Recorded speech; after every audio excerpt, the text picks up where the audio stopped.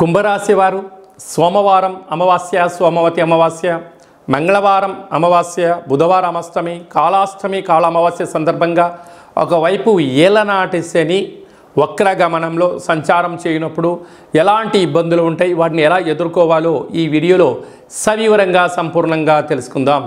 కుంభరాశిలో ఏ నక్షత్రాలు వస్తాయనగా ధనిష్ఠా నక్షత్రంలోని 3వ పాదం, 4వ పాదం, శతభిష నక్షత్రంలోని 4 పాదాలు, పూర్వాభాద్ర నక్షత్రంలోని 1, 2, 3 పాదములు కలిపితే కుంభరాశి.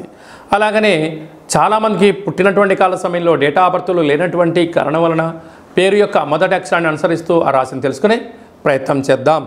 గు, గే, గో, సా, సి, సు, సే, సో, ద అక్షరాల వారందరూ కుంభరాశి జాతకులే.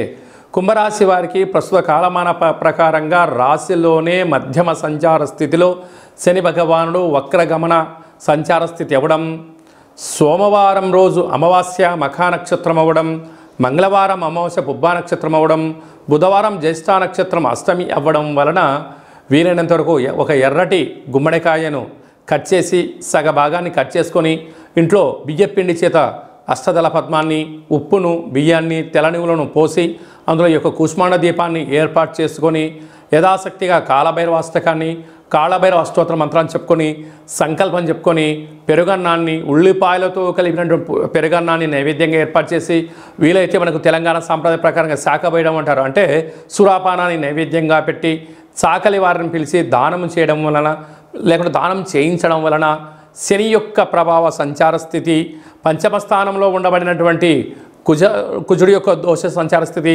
అర్ధాష్టమ గురు దోషం తొలగిపోయి అందము, ఆనందము, ఆరోగ్యము, రుణ, రోగ, శత్రు సమస్యలు తొలగిపోతాయని చెప్పి గమనించగలగాలి.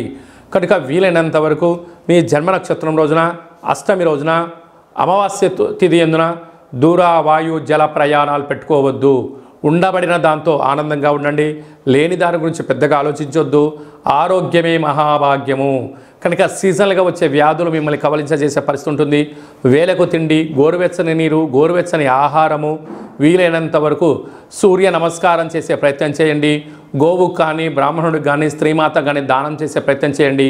మీ కర్మను దానం చేసుకోండి. ఐశ్వర్యానికి స్వాగతం పలకండి. అలాగే సాఫ్ట్వేర్ వారు, హార్డ్వేర్ వారు, యానిమేషన్స్, సినిమా రంగాలు, వ్యవసాయ సోదరీమణులు, హోటల్ వ్యాపారం నడిపించేంతవరకు శుచి, శుభ్రత, ఓపిక అవసరమని చెప్పి గుర్తుపెట్టుకోవాలి.